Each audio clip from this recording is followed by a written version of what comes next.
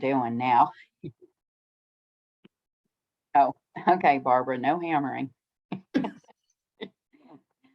Okay, well, welcome back, everyone. Sorry I missed you guys last week. I was on a volunteer trip out of town in El Paso, but glad to be back. This is your last night. We hope that you have found all of these sessions helpful and help you grow your business, of course. I did send out again, or I thought I had previously, but the spreadsheet for what needs to be turned in to get your second half of the funding. If there are any questions, let me know. But it's business plan, 3 hours of small business advising, and that could be, and we even said the first night with anyone, even that was on any of these calls, if you worked with VR or the VBOC or any of those since the program started, you can use those as part of your advising. We do not recommend anybody, people in our other grants have tried to do 3 hours at once, and that could be overwhelming for everyone. So we prefer at least an hour, maybe not 3 at once. Your receipts all have to be paid. It has to be a paid invoice. If you did it on a credit card, you can show that you paid with that. Take off your credit card number. We don't need to see that information. If it was through, we've had people send some through PayPal, etc.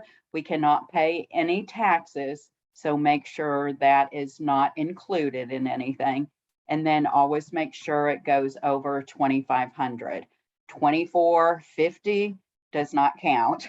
Our procurement will kick that right out. So make sure it can be anything over 2,500. Hello. Okay, so are there any questions on that before we get started? Okay, just reach out anytime if you have questions on any of that. And also, like Kelly, you had mentioned your business plan. So we can go in and look anytime. So if ever you want it read or someone to look at it, say, hey, can you look at my business plan? And we can go online and look at it. The important thing with that, we do want you to do the numbers in 3 years of financials.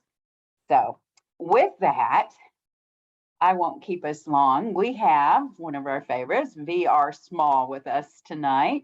You met her on the first night, and she is we're gonna let her take it over now. Awesome. Well, I'm gonna go ahead and share my screen. Good evening, ladies. Good evening. Let me make sure I can move Good through. evening. Good evening, everyone. Let me minimize this so we're not taking up the screen here. Awesome. So I'm VR Small with the Veteran Women's Enterprise Center. And let's see, is it letting us go through? And tonight we're going to be talking about the partnership advantage. It is a small business growth strategy where you're really going to look at how you can move from competition to collaboration. So of course, I want you guys to gain some insight on how to apply the partnership advantage to your business growth plan. Examine how some small business owners can transform competitors into collaborators. And this will create opportunities for you both locally, statewide, federally, and even if you're interested in global growth. And last but not least, we'll discuss some applicable strategies to recognize and develop a sustainable relationship that supports your company's vision, mission, culture, and clients. So let's just get on the same page about partnerships. Webster tells us that a partnership is 2 or more people who take part in some kind of common activity. It could be 2 or more people engaged in the same business enterprise and sharing its profits and risks. And last but not least, it could be 2 or more people associated with a business venture. So let's gain some insight on how you can use the partnership advantage. Number one, I hope you guys believe we are better together. Let me go back. We're better together. So what you're going to be looking for in the partnership advantage is synergy. Who do you have synergy with? You're looking for a very productive, collaborative relationship. So you think about who has kind of common clients and things that match up with what you're trying to do. And the partnership advantage is going to help you, it's going to help you save money. So let's talk about some of the collaborations at the conceptual level. One, you want to be conscious and aware of your costs. If you're going to get into a relationship, how much money are you willing to put into this? What's the cost for you? You're going to have to be willing to compromise, because now it's not just about you or your business, but you're bringing somebody else into it. I believe you got to care about your partners. You know, you can't just be in it for a very selfish motive. There needs to be a consensus on your strategies and a commitment to the process. And when we talk about the process, it's where both of you or two or three of you agree, this is what we're going to do. And as you're going through that process, nobody can decide, oh, this doesn't work for me. You know, I'm pulling out, because then everybody loses. So you got to make sure you all agree and you have some consensus on what you're going to do here. The value. You're going to increase your innovations. Hopefully you'll be able to multiply your networks, escalate your education, because you're going to learn from them, they're going to learn from you, reserve some resources, and literally strengthen your problem solving, because now it's not just you. And I don't know how many of you have teams in your organizations or in your company, but a lot of times as small business owners, we're kind of doing it by ourselves. And when you enter into these partnerships, now you have somebody else to bounce ideas off of.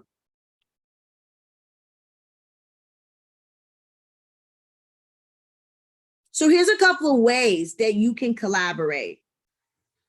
Purchasing partnerships, joint ventures, partnering with a nonprofit, and the developing an informal alliance. I'm going to talk a little bit about each one of them.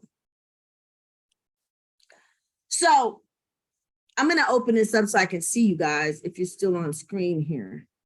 So one of the things I want to ask you guys, when you look at this list here, and hopefully we can have a conversation, what do you see, or do you see any commonalities across these different headlines? GoPro and Red Bull, you know, Pottery Barn and Sherwin-Williams, BMW and Louis Vuitton. Any commonalities you see? I feel like the market's the same. Say it again. Like the market is the same, or the industry. There can be some similarity in that. They go hand in hand. Like GoPro is, you know, the video, and Red Bull is for high active individuals. They're going to be drinking Red Bull probably while they're doing their GoPro videos.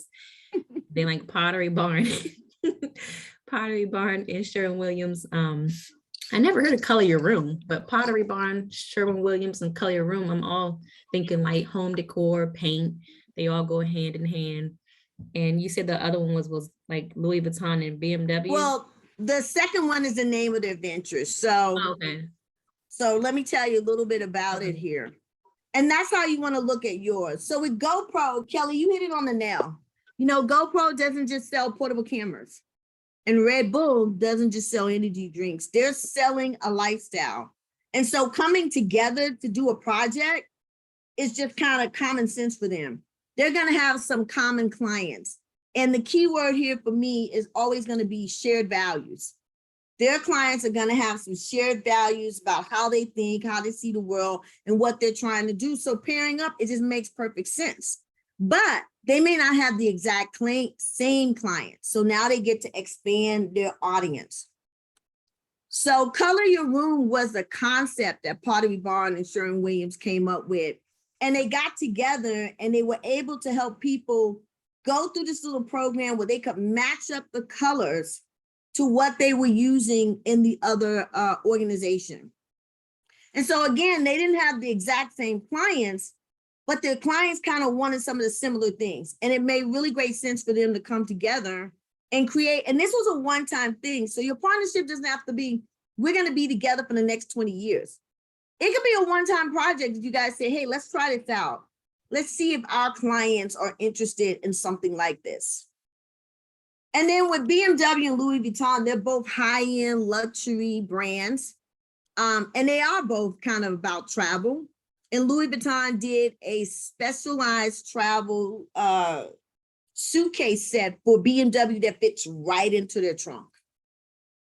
And so people who bought BMWs could literally add this to their selection of things that they wanted. I want this Louis Vuitton, travel luggage set. So when you think about that, think about who do you know? Who are you working with? Who would you want to work with that makes sense, that has some brand, some shared value with your brand? Anybody you can think of? Anybody you've been wanting to partner with, or somebody you've been looking at and said, wow, I love what they do. How can I get connected with them? I was thinking about for my, I'm sorry, go ahead. I was thinking about for my, I have a Mary Kay business and I go to someone every 2 weeks to get my lashes done. So I was thinking about maybe partnering with them to say, if you refer people to get a free facial from me, then I can refer my customers to come and get their lashes done from you. Awesome. And the way that you guys want to look at this is you want to put something that's formalized that you can track. So you want to create some kind of card or some kind of social media post where you guys have decided for the next month, for the next 60 days, for the next 90 days, if someone makes a referral from X to you, they can also get Y from her. So it may be a discount that you're offering so you can track it. So you don't want to just say, oh, she referred X to me, because both of you want to make sure that, hey, I got something out of this and she got something out of this. So you might have got 10 referrals, but you also want to look at, did those referrals actually purchase from you? And she may have gotten 10 referrals from you, but did they actually get lashes? Or did they just kind of come in, get the overview, but then they didn't actually do the work? So you both want to track it in a way that you know whether or not you're getting any kind of benefit. And you can do this up to 4. So if you had somebody else that did nails, the 4 of you guys could get together and say, any referrals from us, that person gets 10% or 20%, or you guys can do a card punch, where once their card is punched from all of these different groups, they get something. And it could be some kind of gift package from all of you guys.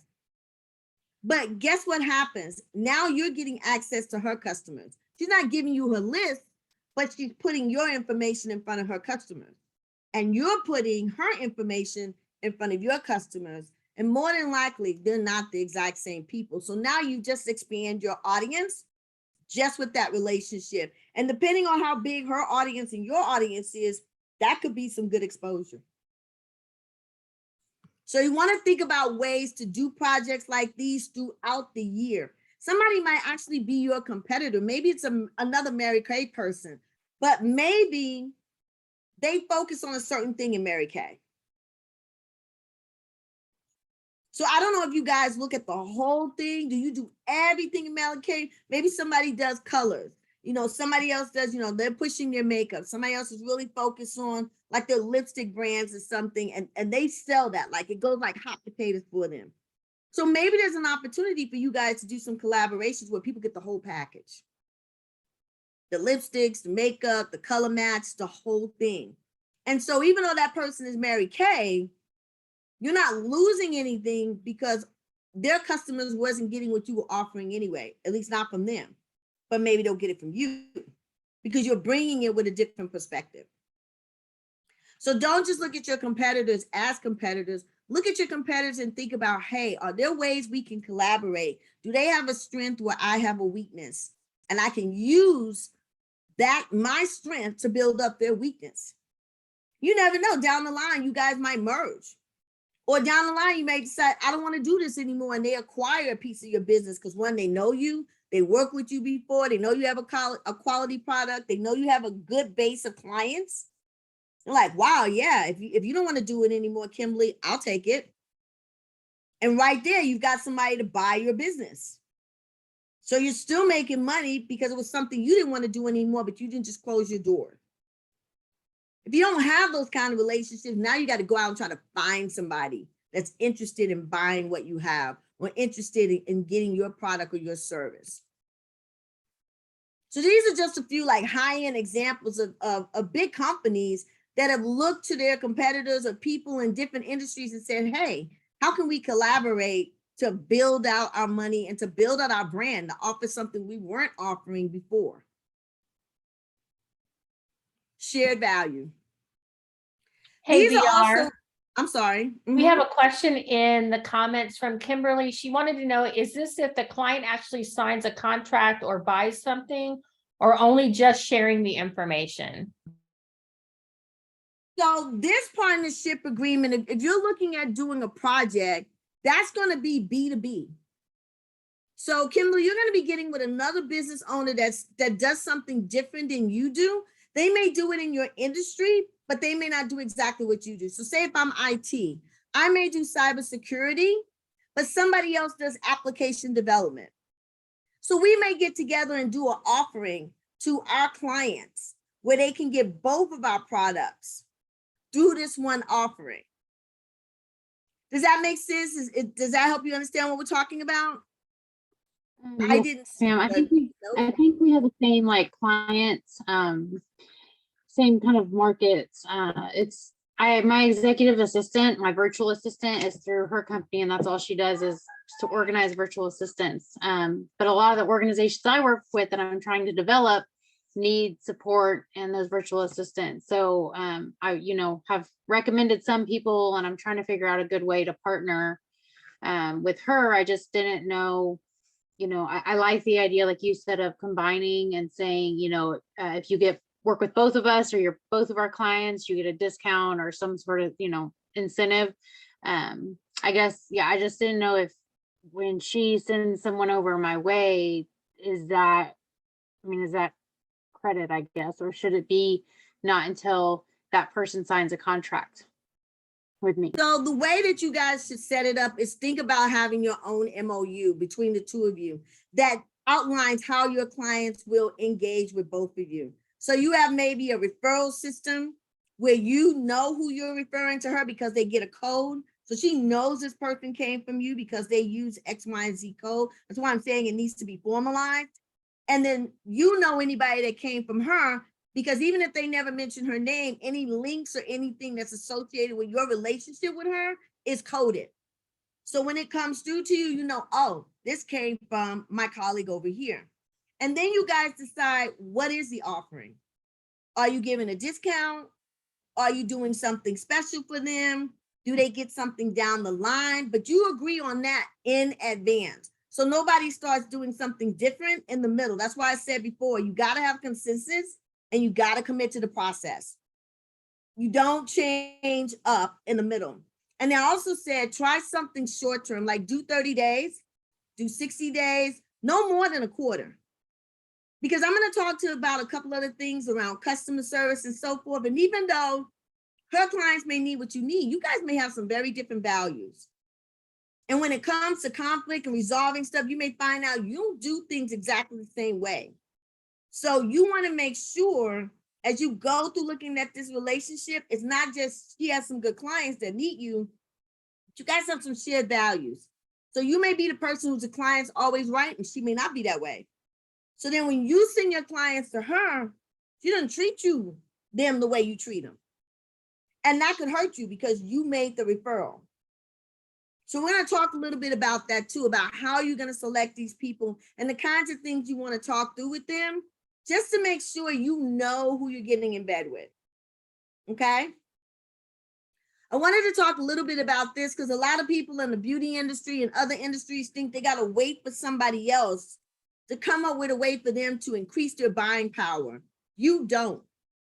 If you're in an industry where you need to buy something and you're getting priced out, you need to start networking and finding out who else buys what you buy.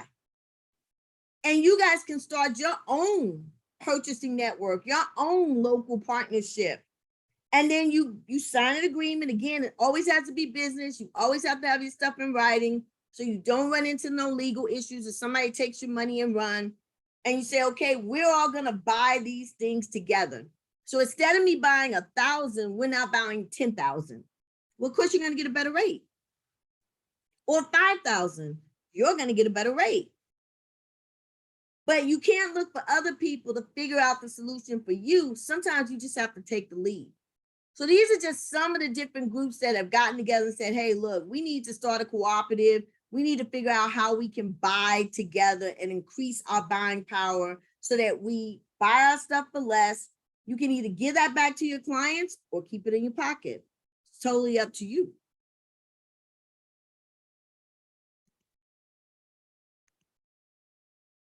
These are just a couple, and I'm going to throw all three of them up, but these are just a couple of ways that big corporations partner with nonprofits. And I was just talking to a client today, and I'm going to tell you what I told her. Your main move needs to be building your revenues. And I know almost every female business owners that I know wants to give back in some way or another. That's just who we are. But until you start having revenues where the give back that you're giving makes an impact, you're kind of selling yourself short. And there's nothing wrong with going back. So say you get to the end of the year and you did 30,000 or you did 20,000. You say, you know what? I want to give 10% back. That $1,000 check is going to be more impactful than a $100 check, giving 10% on everything you sell. And that organization is going to be able to do more. So focus in on building your business, because the bigger you get, the bigger impact you can have with the dollars you want to give back to the community. So build your business first and then do these kinds of collaborations. As you can see, most of these groups have foundations because they're big, they've got money. And now they can take that money and put it back in the community and be impactful. And you don't have to be as giant as they are, but you want to get stabilized. You want to really have a sound foundation for yourself before you start trying to help anybody else. Grow your business. And I know everybody doesn't agree with that, but I'm telling you, you're in business to make money, and then always find a way, if you can, to give back. But start with you. And you can always look back at the end of the year and say, hey, I've got X in profits. And that's where you should be taking money from anyway, your profits, not just yourself. So at the end of the year, you've done your taxes. You say, I've got X in profits. I'm going to give back blank percentage of my profits. And you decide who you're going to give it to. And that's going to be more impactful than these little squiggles of money here and there. That's going to make a much bigger difference to the people you're trying to help.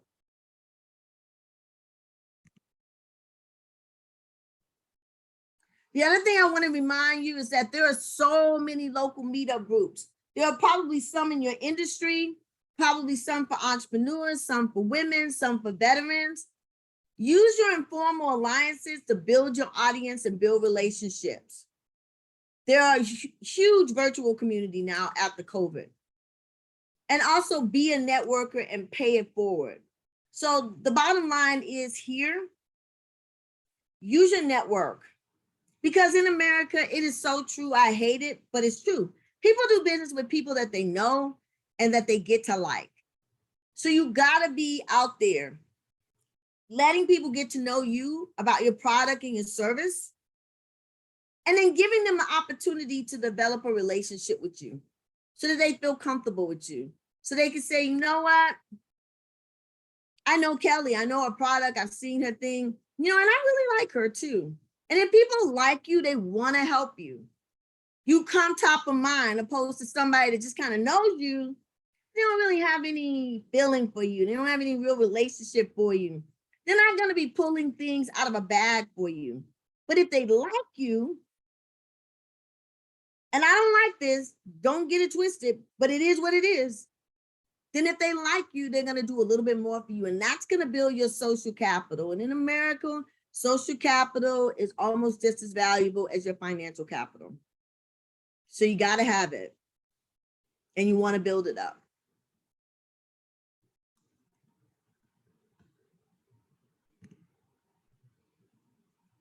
So when you look at the factors around doing this, one of the good things is you're going to combine complementary services, like what you were talking about, Kimberly, to enhance the overall customer experience, to enhance the overall customer experience.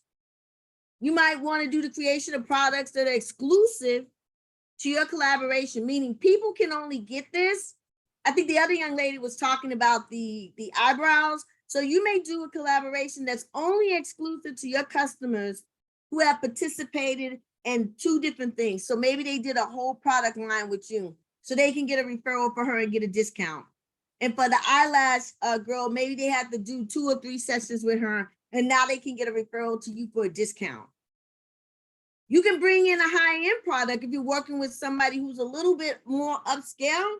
You may say, you know, I've been trying to do this, I've been wanting to do this, and I just wasn't sure if it was right for my clients, but I think it might be right for your clientele. Are you interested in this? Let's try it. And then a combination of 2 huge trends, 2 things that are just popping, one from you, one from her, and you guys say, look, and think about it this way. It's not just about joining forces for the customers. You're going to save money. Now you're doing 1 marketing campaign with Facebook instead of 2, because you're doing it for the both of you. Now you're printing out 1 marketing poster or product, but it's for both of you. So where you might have spent $500, now you only have to spend $250 because you guys are splitting the cost. So it's not just the audience, but it's also the saving of your revenues.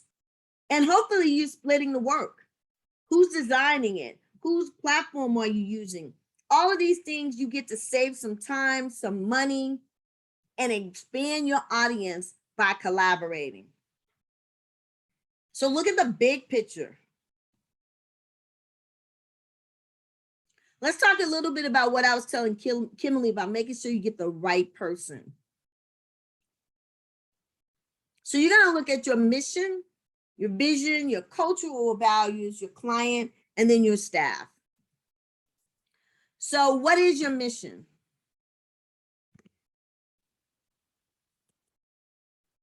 Ladies, there's only a few of you guys on. Let's have a conversation, because I'm moving like the speed of light over here. So Kimberly, what's the mission for your organization?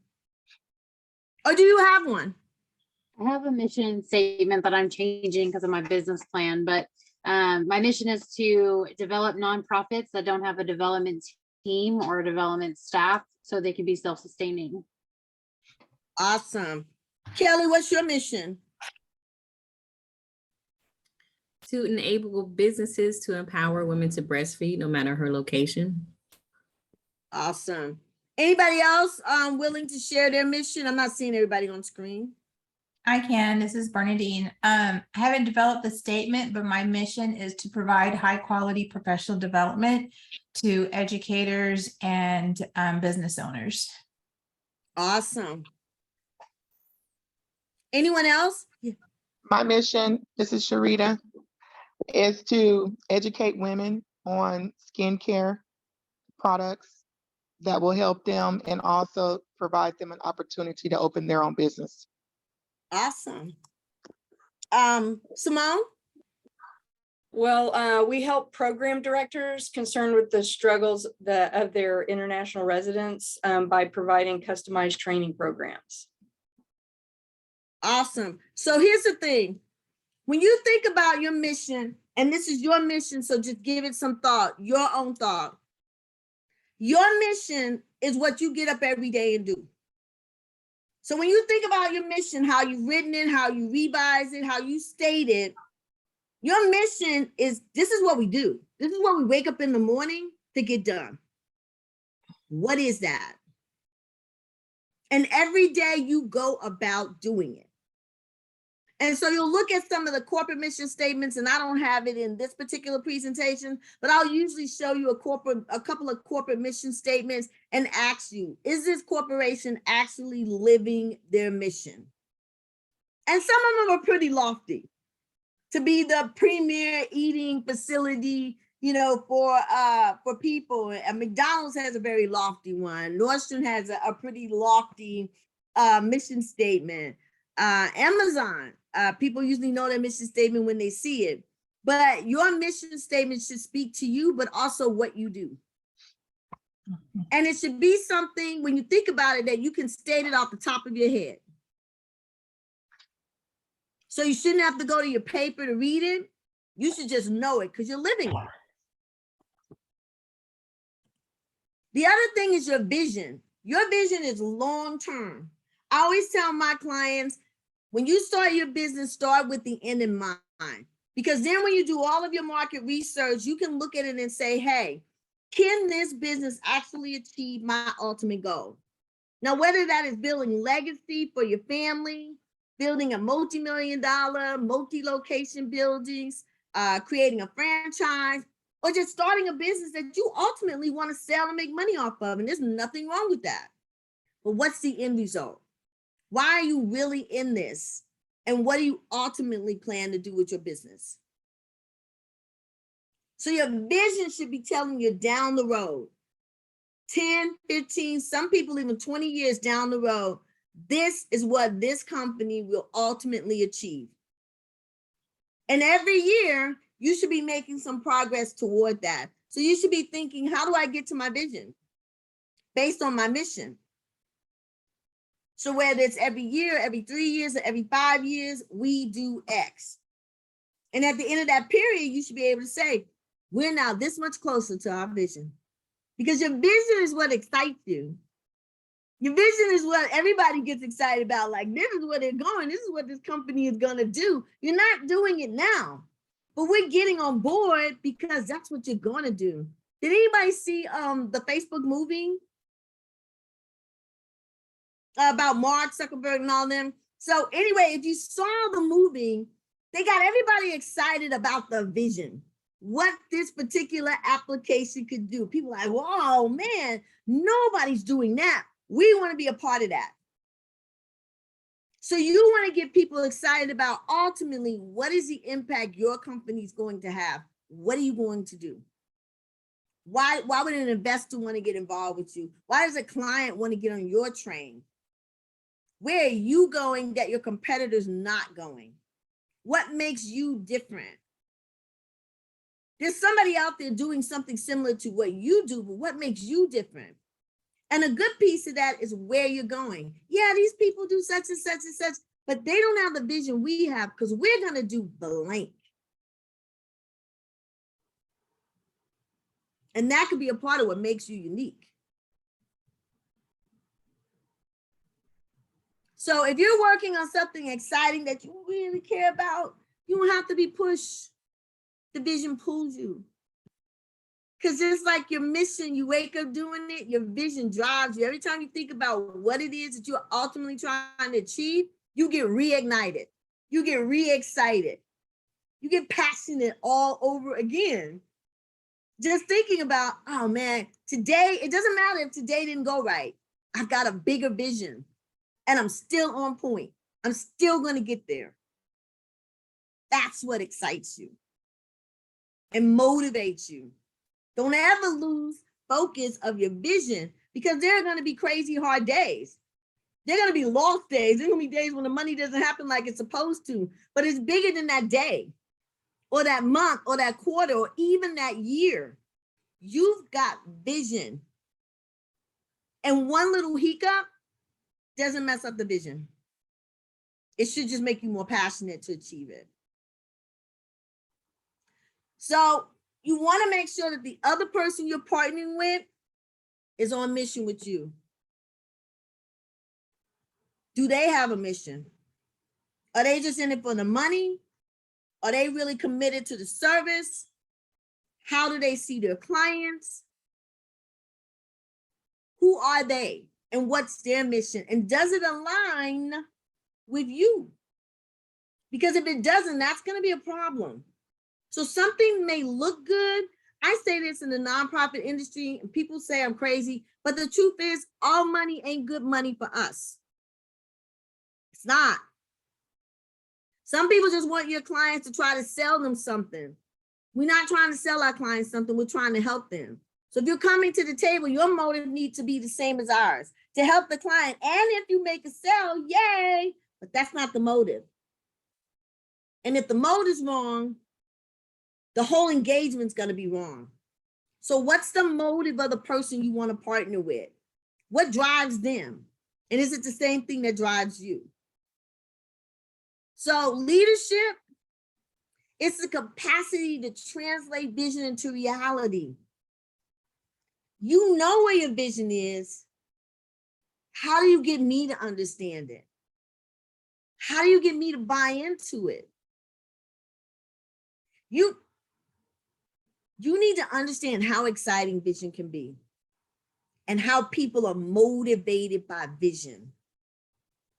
That your company has a vision. You're not just out here milly-willy, waking up every day hoping to achieve something, but you have an ultimate goal, a path that you're on. That, remember, I'm sure they told you when they talked to you about money, investors don't invest in your idea, they invest in you.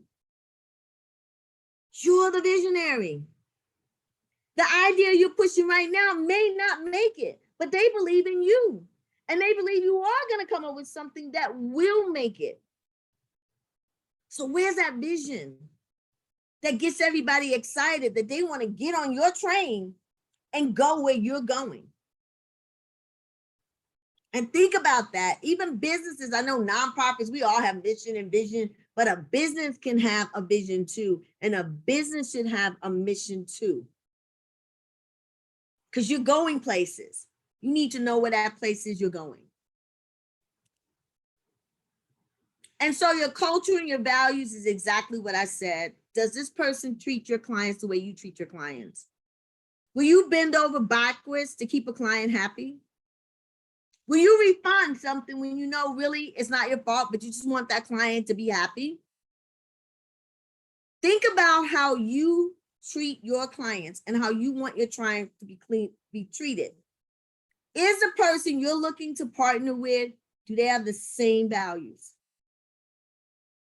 How do they treat their staff and how would they treat people in your team that partner with them? Do they yell and scream? Are they disrespectful? Are they short? Are they going to cause you to lose staff because you think this partnership is so lucrative that they think they can talk to your people any way they want to and your people like, I ain't having it? And now you start losing your team? You got to figure out the value of any relationship and watch people, because actions speak louder than words. People will tell you anything. They will look you in the eye and tell you anything, but watch them. Watch them. Are they sharing your stuff on social media? Are they including you in the stuff that they do? When opportunities arise, do they bring you onto the platform and let people know, hey, here's my partner over here?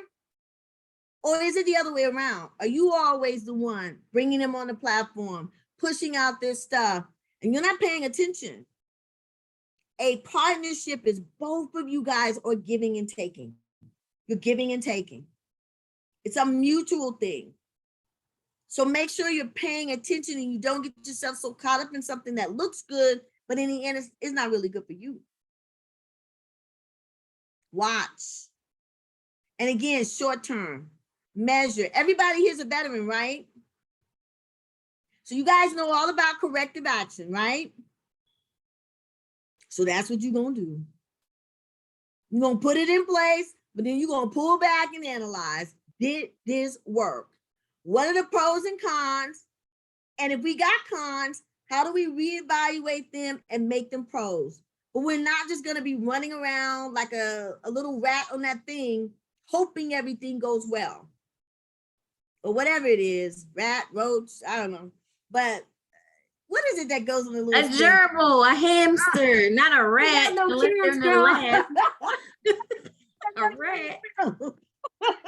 You don't want to do that. You don't want to do that. You want to be in control of your situation. Let me tell you something. I don't want to deter you. There are amazing collaborative opportunities out there. I kid you not. And as women, sometimes we can be so isolating, so I can do it, that we don't take advantage of those opportunities. I watch guys over a beer make multi-$100 deals. Be like, man, you do that? Well, I need somebody to do that. Tomorrow they at their lawyer's office doing up a partnership and they don't went and got them a contract and they making money. And they don't care what Jack Bob Joe did over here. What they realize is that they have some opportunities here. You guys are familiar with WSB, Women-Owned Small Businesses through the SBA, that certification? Is anybody here certified? Okay, so I'm gonna recommend, I don't know what other people are telling you, because certification is free through the SBA, that you get certified. Because the Biden administration is serious about departments in the government doing set aside for women-owned small businesses and economically disadvantaged women-owned small businesses. And you want to read it, because if you qualify for both, you want to apply for both. You will be able to either access a set aside or a sole source opportunity. But listen to this, these are not little contracts. So you might look at the contract and you can only do 30%. You don't put that contract down and go, oh, I can't do this because I can only do 30%. You look in your network and say, hey, who can do this other 70%? I need a real estate person. I need a marketing person. I need somebody that can do content. I need somebody out here that's going to do PR. I don't know what the other elements are. Maybe it's an IT contract and you only do one thing. Find some other women, and they have to be WSB. That's why I keep telling you guys, you got to work together. You got to network. You got to get to know each other, because it has to be another WSB. So it can't be one of your buddies. It can't be one of the guys. It's got to be another WOSB. So how many WSBs do you know? You need to get certified, and then you need to get connected. Because when that opportunity arises, I take 30% of 100 all day long. I take 20% of 100 all day. I don't leave no money on the table. I take 10% of 100. Pull me into the deal, because that builds your capacity. You can write that on your resume and say, I was a part of this deal. It shows that you know how to work with the government because it's a government contract. It's building your capacity. And so you want to take all of those opportunities you can to show, I've done this. I've worked on contracts with other people and I got a good evaluation. I did my part. So now you can trust me to take the lead over here or even do a bigger part. Don't turn your nose up at anything, ladies. Don't really, because money is money. And all of us have to start somewhere, and it adds up. 50K over here, 75 over there, another 25 over here, that's 150. You only doing 50. Now you just got 150 with some little deals. It was 50, 75, 25. It wasn't a multi-million-dollar contract, but you more than doubled your revenues. $250,000 here. I know you want $1 million, but $250,000 is $1 million. So just keep working your network and you'll get there. But make sure your network is consistent with who you are, consistent with your cultures and your values.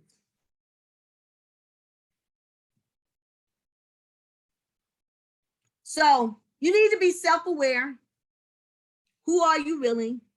What are you really capable of? I'm not asking you to share with me. I'm just asking you to look in the mirror and be honest with yourself. What can I really do? What do I really bring to the table? What do I really want? Those are your questions for you to answer, not to anybody else, just to you. Scale. Are you ready to grow? Are you ready to grow? Are you scared to grow? Some people say they're ready to grow, but they're scared. They sabotage their own opportunities, or they don't take opportunities with a million excuses. So are you ready to scale? Again, that's going to go back to that conversation with you in the mirror, between you and yourself, nobody else. And openness to creativity. There is more than one way to do every single thing under the sun. Be flexible. Be nimble. Be open to new ways of doing things that may save you money, that may save you time, and that may make you more money. And last but not least, the ability to envision the future. Remember I told you, think about the end? Have you ever wanted something like in school, or like getting ready for graduation, or getting out of the military, or getting married? Think about the one time you envisioned the future as something you wanted to do, something that was exciting for you. You knew it was going to happen, but it was going to happen down the road. How excited was you? Because you could visualize what was going to happen in this instance. I mean, y'all don't look like y'all had no happy moments. I don't see no smiles on nobody's face. I'm like, whoa, whoa. I don't know who I'm talking to here. Like, you didn't have that wedding, that baby, that house you was gonna get, that graduation where you saw it. You knew it was coming. That's the same kind of vision you gotta have for your business. You cannot be scared. You cannot be iffy. You got to know in your soul where you're going with this and then follow your plan. And if you don't have a plan, get to writing it, because a business plan is not something you write and put on the shelf. Your business plan is your business strategy, and you should be looking at it every month minimally and going, am I on point? Am I working my marketing plan? Am I staying within my financial projections? Am I meeting my sales forecast? How am I lining up with my competitors? Have other people entered my industry that I need to be aware of? You got to constantly be on your game. You don't write it and put it on the shelf. You write it and you work it. You work it. And you break it into your pieces and you put each piece in a folder. And every time you look at it, you're going, am I on point? And if you're not on point, why not? Well, what am I doing wrong? How come I said I would do this and I would get this, but I didn't? Back to our corrective action. What do I need to change? Don't keep doing the same thing, getting the same results and wasting your money. What do you need to change? Then make that change. And make sure you create your circle of collaborators. These are going to be the people that got your back. And they better be some of these people on this platform. Get to know these ladies. Maybe they're not somebody you're going to do a collaborative relationship with, but you can make a referral. You guys might end up doing a workshop, sharing information. You might be part of a bigger conference and you guys all come together and say, hey, we're going to do this piece here. Think outside the box. It's not just about your product and service. It's about how do you get your names out there? How do you build your reputation? How do you take what you got and make it work for you? You guys have been together for how many weeks now? 5 weeks. Okay.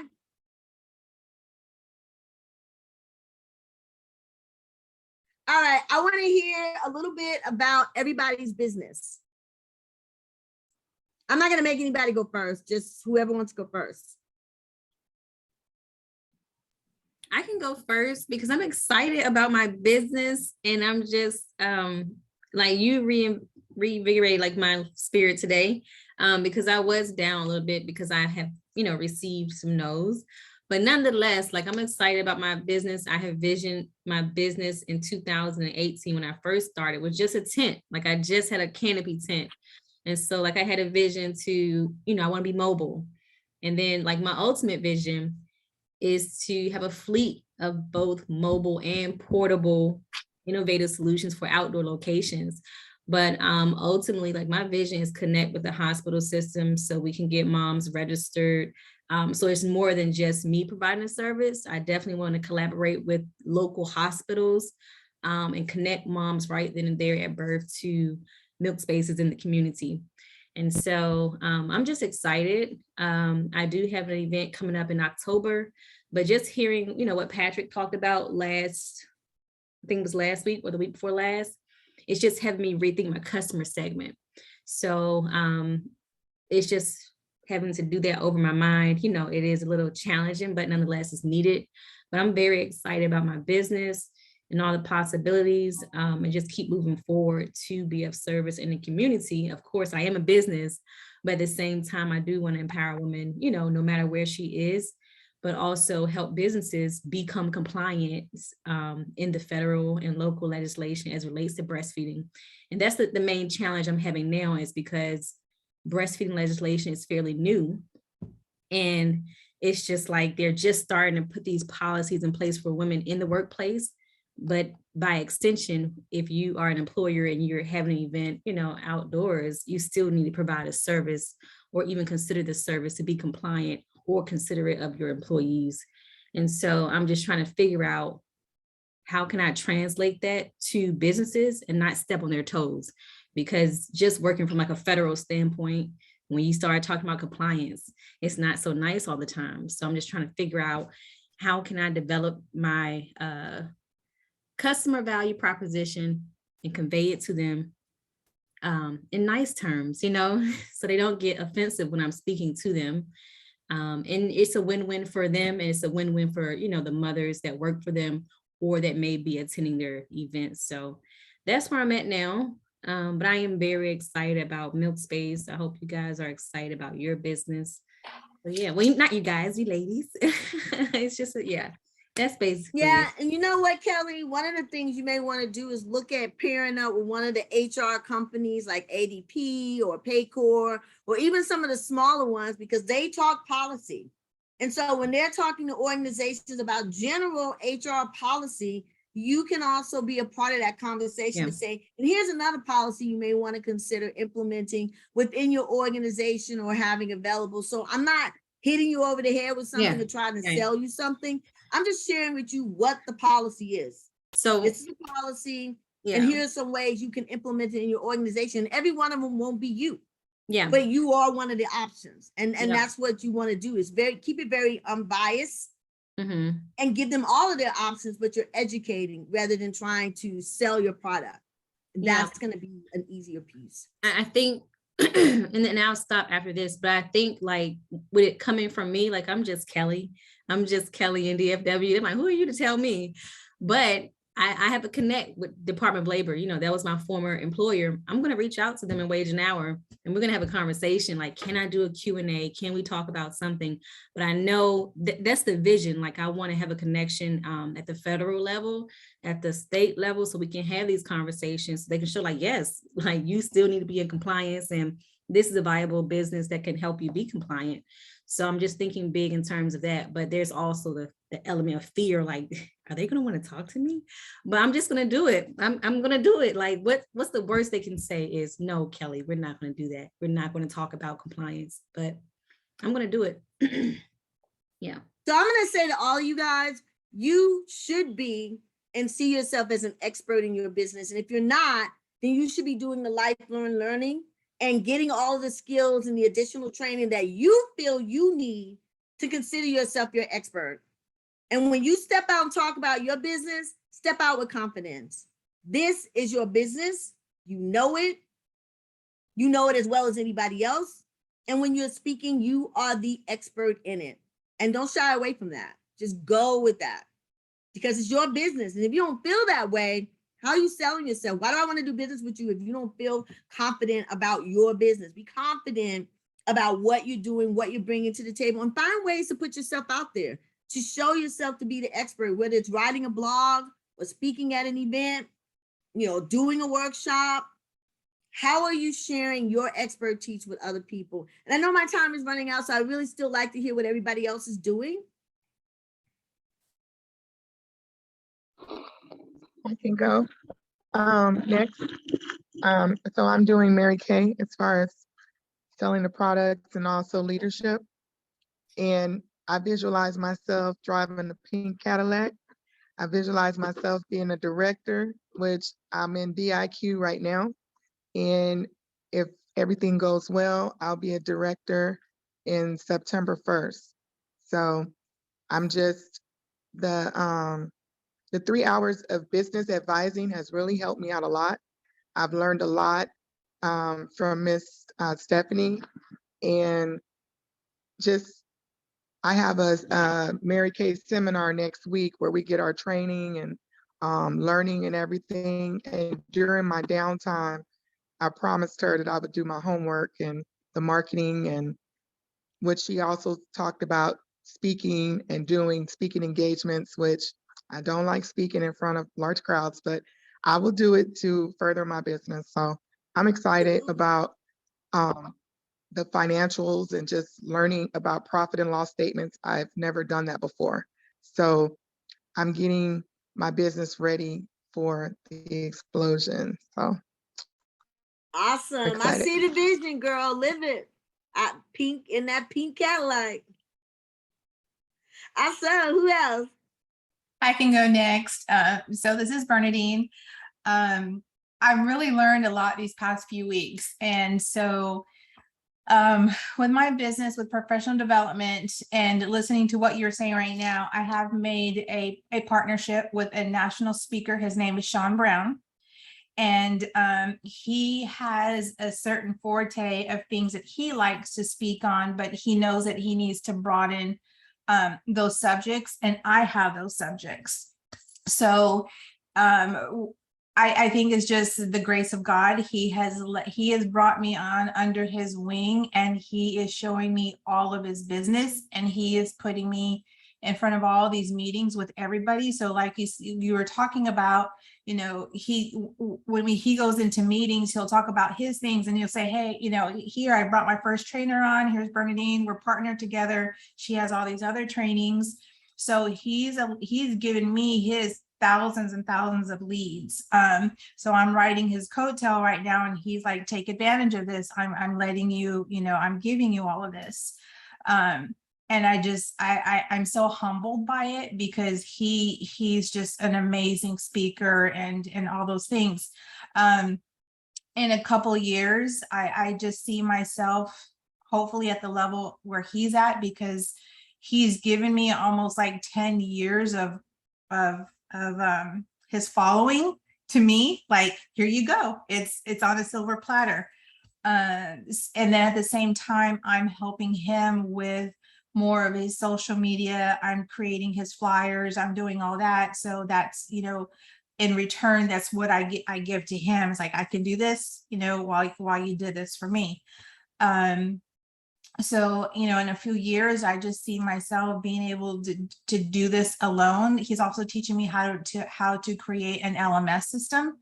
And with that and how to create just different modules. We're doing all that together. So I'm just really excited with this opportunity. And again, that's just kind of like where I see myself in the next couple of years of being on my own. So I heard you say a couple of times in a couple of years, So I'm just going to challenge you. Hey, put that stuff in writing. Do your SMART goals. And how are you going to turn these contacts into contracts? And how many are you committing to yourself that, hey, I'm not just going to let these opportunities slip through my finger and be overwhelmed by them and like just excited that I'm in the room. I'm going to turn this room into money. I'm going to generate revenue. So how many of those opportunities are you going to flip? And what does that look like specifically for you, whether it's new clients or revenues over the next year and the next year and the next year? So you know if you're hitting your goal. And you know if you're taking full advantage of this opportunity because you set some very specific goals about what you're going to do in the situation. Yes, and I'm glad you said that. And so like when he has meetings, I sit there with the meetings with him too, and I've been able to get some, like I have a big keynote next Monday for my first time. Yay. Yeah, I'm really excited. I'm blown away at how much they're paying me for 1 hour. I was just like, no way. But he's like, look, I get paid this for an hour. You can get paid this for an hour. And I'm like, oh my gosh. And then I spoke at this other conference, and I got a huge contract with the Children's Learning Institute and with University Health Systems for something that I created with this agency before. So I'm recreating it with them. So yes, I am actually, I am making sure that the way John Maxwell says it, I'm turning in free to fee. Yes. So yes. So yes, I am taking advantage of it. But at the same time, I do have to say that each day is also really scary, because coming from, working with an agency Monday through Friday, that check was there no matter what. And now it's like, ooh, okay, I know I'm going to have it till September. What do I do? So Yes, I'm taking your advice and making sure that I take advantage of those opportunities and monetize those opportunities. And make sure you do your cash flow budget, because you've got a big Yeah. win coming in. You don't want to spend all that. So Yes. how are you going to manage that money? How are you going to put it back into your business? So you get some, but you also grow your business with that money, putting that back in as your retained earnings, the equity you're going to put back into your company. Big money coming in, but don't let it like go to your head and don't let it slip away. Yeah.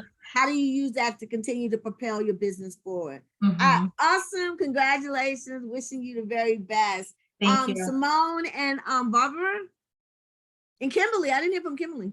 Okay, I'll speak. So I've been working with these international doctors who are trying to advance their graduate medical education here in the States. So individually, I help them to do the interview preparation as well as other things.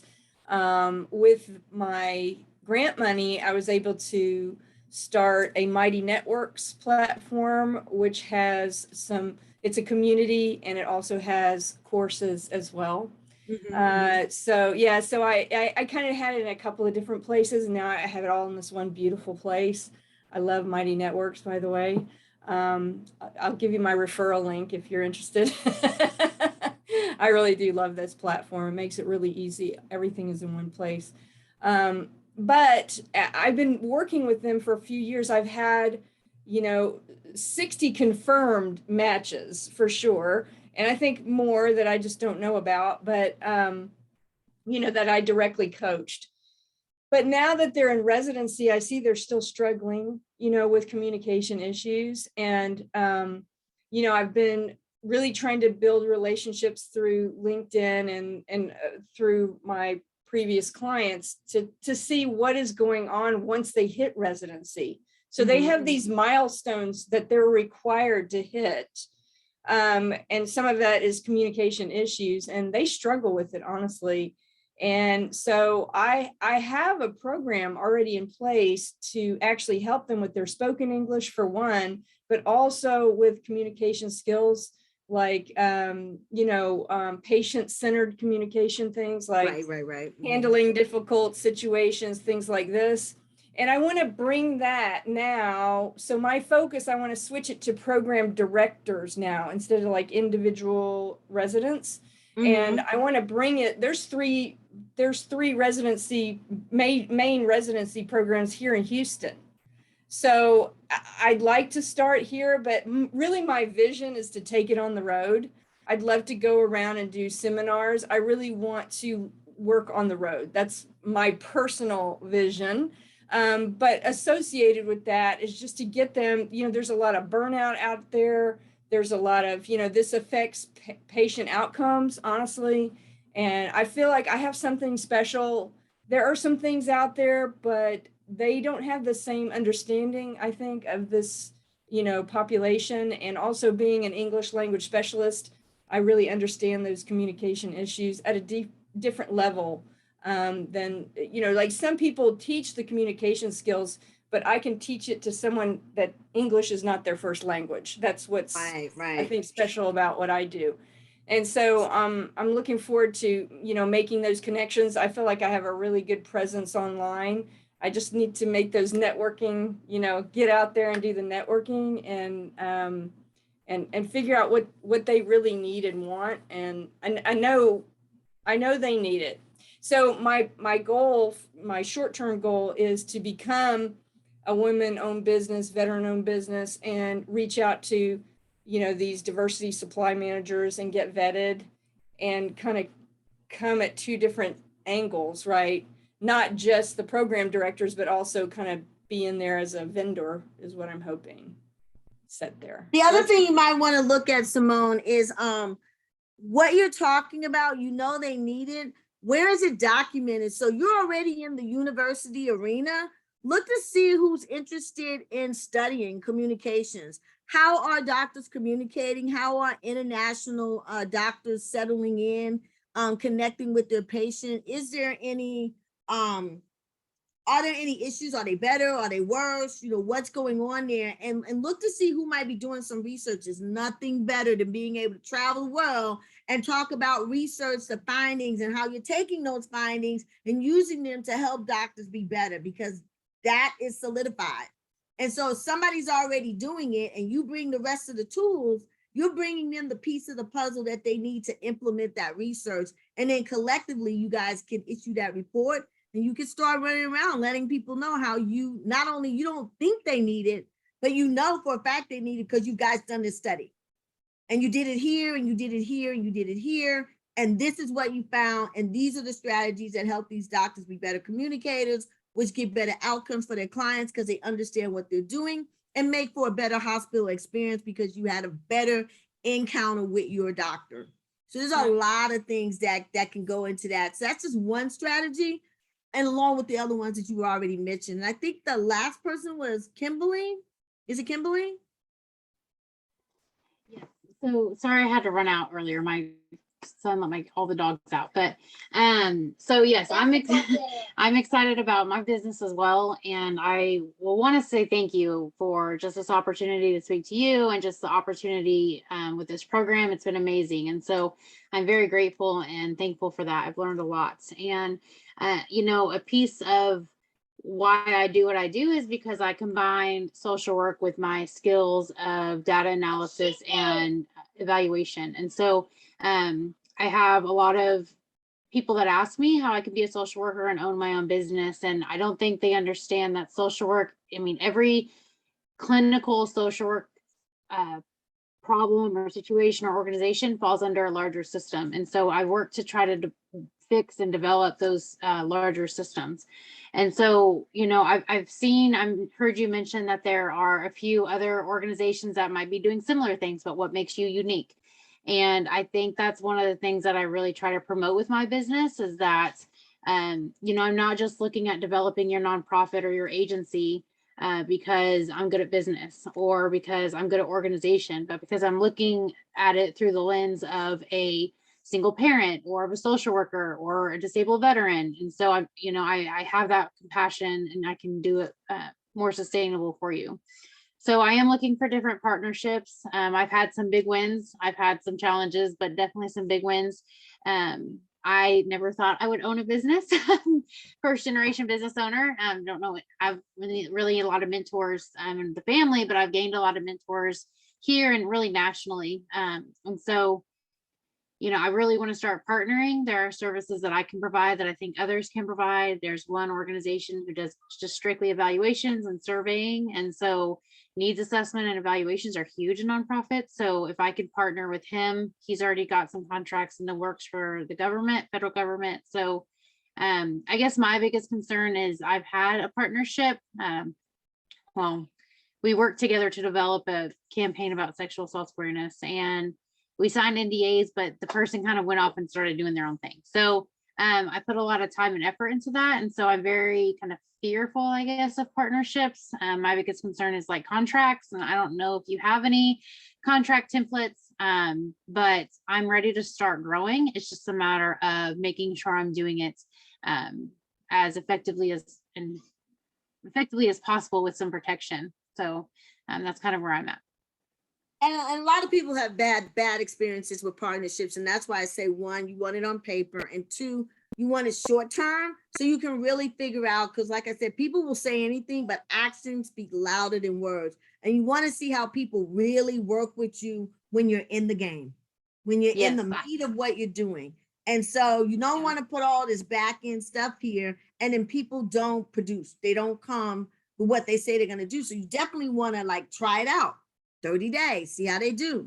You know, give them another maybe 60 days over here, see how they do. But don't throw all your eggs in the basket, because then you'll come away feeling like you felt that this person really wasn't on the same page you was around values and having a consistency and being committed to the process. And then you don't have the money to go sue them. Right. So then like, what are the gives me hope. That gives me hope, because there's two independent contractors I hired to do some work, and one of them's great, but the other one, after she saw what I charge for what I do and the fees that I have, I agreed to give her 70 for and my business gets 30 for whatever project she works on. But now she wants like 80-20. And I was like, no, that's not going to happen. Like, you know, she even told me I can charge more because I'm a veteran, social worker, all these things. And I said, that's part of the 30%. Like, that's even kind of high, you know? And so I went through and I said, this is what we outlined in the contract. This is what we agreed to. My clients will say my clients, you know, da, da, da. And then she was like, well, I don't know if this is going to work, which is fine because, but it makes me feel better that I was able to identify that and acknowledge it and move forward. So that gives me some hope. Absolutely. You guys, you're gonna all have challenges. But those challenges can be overcome. Don't let them become so overwhelming that they keep you from moving forward. Because you have big opportunities available to you. So don't become so scared and so fragile that it's like a relationship. And how many of us have been through how many relationships? So did you just give up and you're like, I'm never gonna have a relationship again? Maybe at one point you said that, but then you got over it. It's the same way with your business. You're going to have those bad situations that make you say, I'm never going to do this again. But then you realize and you want to step back and say, what did I do wrong? Did I not really give enough time to get to know this person? Did I not have this in writing properly? Did I not read the signs when this person was doing things that didn't work and I just kept ignoring it because I wanted it to work? Don't want anything to work so bad that you don't pay attention to the pros and cons and really say, hey, this is not working, and be able to step back. Don't want it so bad that you don't pay attention because you'll end up where you're at, Kim, where it's going to blow up in your face. So pay attention. All right, ladies, did you have any other questions for me? Did I have all of this time or am I over my time? What was the deal, Trace? You're good till 7:30. Yep. Oh, okay, so did you ladies have any other questions for me? You guys sound like you're doing some awesome work. I'm super excited for you. Your fields are so different, but that means there's so many opportunities for you to refer, for you to look at ways to do collaborative things that really spice up a workshop or an opportunity, because you're not all doing the same thing. So you're not overlapping each other. There's some really great opportunities here. Think outside the box, stretch your thought process, and look at these opportunities from a lot of different perspectives. We're all veterans and we tend to isolate. Please don't isolate after you leave here. Stay connected. Create your own little circle or group or something. And once a month, tap in with each other. Find out what each other's doing. Celebrate each other. Console each other. Somebody's going through some stuff. And then look for ways to collaborate. But don't lose connection, because we do that all the time. And this is your opportunity to build that network. So stay connected. All right, I'm through jabbering. Any questions? Great words, VR. I mean, in so many areas. And I'm thinking of Kelly now. There are no experts in the field. You can be it because it's brand new. It's like you have the best opportunity out there. So that is super exciting. And Bernadine, to speak, just to hear what everybody's saying and how far they've come. And Sharita, you said one of our favorite things, people don't like the financials, but oh my gosh, when we hear about what they're learning and what a difference it's made by going through that, I mean, I think we can see, and I'm sure Donna Lisa will agree, how far you guys have come in just a few weeks even, and the exciting things that are happening. I mean, we are so proud of you. And Simone, what you're doing. And if you ever need a referral in that area of someone else who does something similar as a partner, we know one if you're interested. Okay. And she happens to be in Houston as well. So I was like, what are the odds of that? Is she a veteran? Just asking, is she a veteran? No. Oh, it's okay. Just okay. And Kimberly, to see what you're coming up against too. And I mean, you guys are just awesome. I'm just really proud of everything in these few weeks. So thank you for, everything that you've said tonight, VR. And, one thing, and we have had these conversations before, and I wrote an article about it once too, about your competitors. Many times, and as a business owner, had been really beneficial to me. And sometimes maybe if you can't serve them, maybe the other person can, and you give a referral to them, but you're still great for your customer because they knew you took care of them. And I've seen some come together and go into business together. So it's kind of crazy. So you really need to look at competitors as, I mean, they're an opportunity to help you learn, to share, or again, they may as well refer someone to you when they can't meet with a client or something. So there's a lot of room for growth out there. You guys are in a great place with TWU because I'm sure they've got some research going on. So just tapping into their different departments, doing your due diligence, your research to see what they're looking at, and seeing if there's opportunities to get in. Research really solidifies who you are and what you're doing, because it says, hey, we dug deep into this and we didn't just assume, we didn't just say or think, here are all the people we engaged and here's what we found out. And sometimes it's not what you assume, but that's the essence of research. It tells the true story. So you want to get in there and see, hey, what exactly can we find out? You know, there might be a mini book in this, more than just a white paper. There might be a book around a strategy that other people can use that you can share with them, an online course, and it just keeps building out. So look at all those opportunities that you have connected to TWU and all those different departments there that maybe tracing them can tie you guys into, that may be opportunities for business, opportunity for collaboration, opportunity for research. Huge university. Yep. And it's all women. So you guys, women helping women, that's what we're all about. So I'm sure they're going to be interested in finding a way to support you. Yep. Also opportunity for interns. Absolutely. Grab you an intern. So, all right. Thank you, VR. Lisa, does the group know a lot about Women Rise? Because I feel like that camaraderie that happens during Women Rise might be something they'd be interested in. Yeah, so the second Tuesday of every month, we have our monthly networking and professional development series. It is a hybrid event, so you do have the opportunity to attend in person as well as virtual. We do have a virtual networking component that happens before and after. And I believe if you are on our email list, you should be getting the events. It's a really great opportunity to connect with other women, to go ahead and extend that network, opportunities to create collaborations. So I will make sure that you get the next Women Rise. They're coming, we've got the Women Business Council Southwest that's coming in to talk about getting your women-owned certification.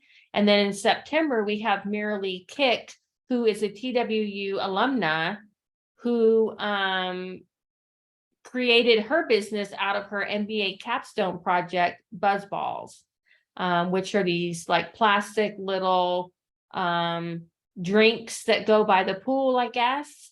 So we're having her in September. She'll be speaking.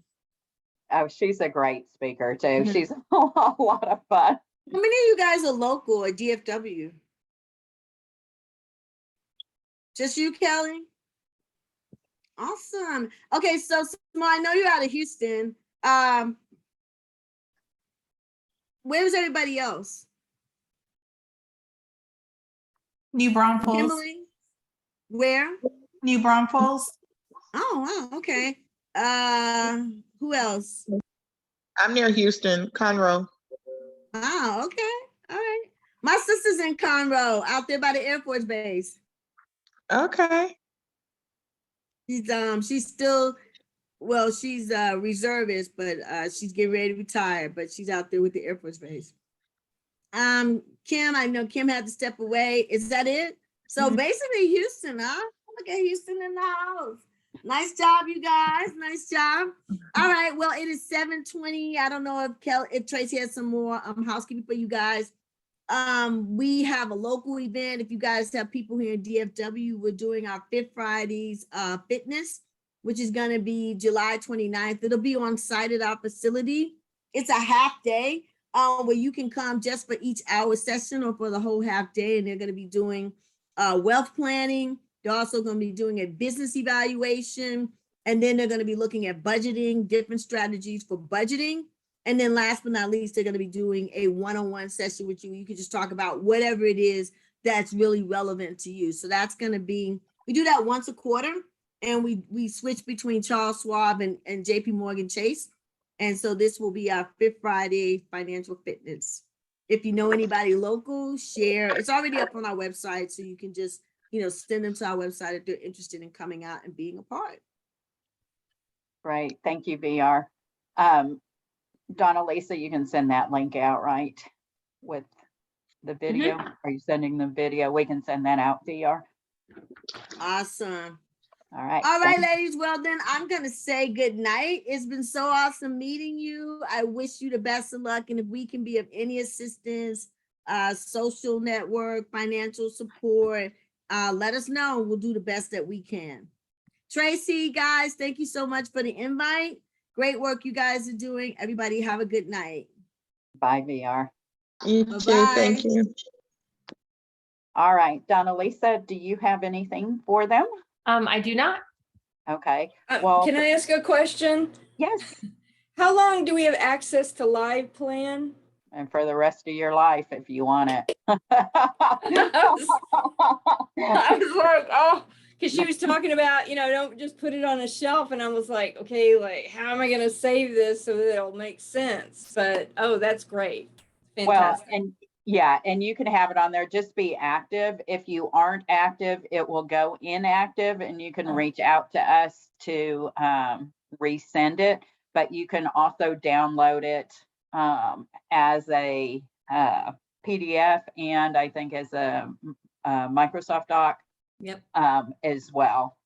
One thing about that, and I just want to encourage everybody here, if you get a chance to apply for the Adopt a Small Business by Intuit, with QuickBooks, I'm just finishing up with that, and it's fantastic. And so the Live Plan connects with my QuickBooks, and those financials are just boom, easy.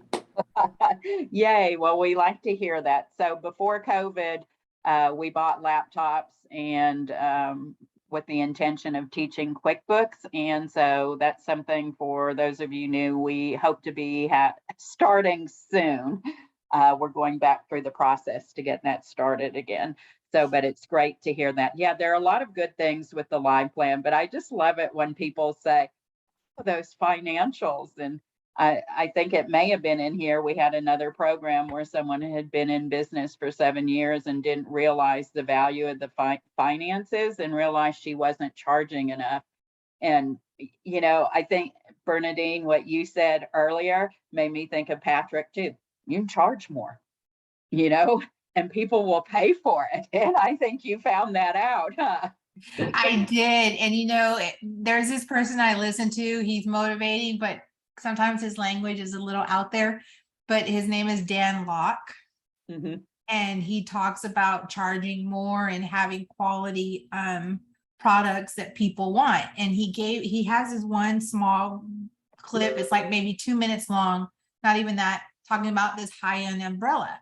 And everybody needs an umbrella. However, it's a high-end umbrella. So why would you pay $2,000 for an umbrella when you can get one for $5? And he explains why. And he teaches you how to sell your product at a high end, as a high-end quality product versus something that you could get every day. But his name is Dan Locke. And again, his language, he can throw some words out there sometimes. But what he says is just, it makes you really reevaluate how much you're charging. Okay, great. That's a good one to look up. Thank you for sharing that.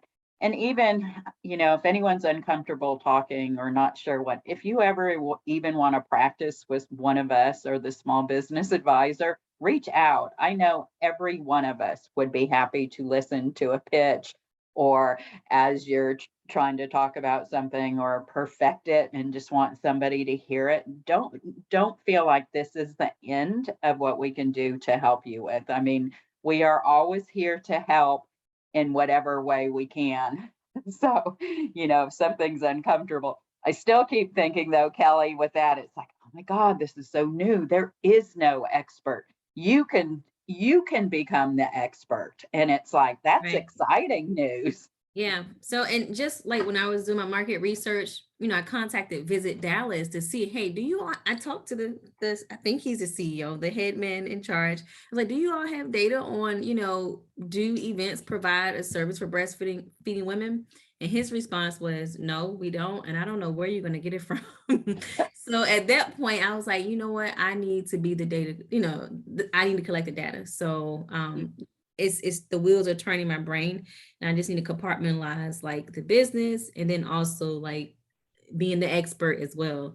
So that is on my action items to do. Right. Okay. Oh, but we're also proud of you. If there are any questions as you're going along or about getting your paperwork in for the second half of your funds, just reach out. It's real easy when you do that through Submittable because it sends it directly to the email, so we get it there. I don't mean to confuse you if I reply through there. I'm like, darn it, I can go back into Submittable. So, but if there are any questions on anything as you're going through, just let us know. And this second half of funding comes faster than the first because you're already set up in the system. All right.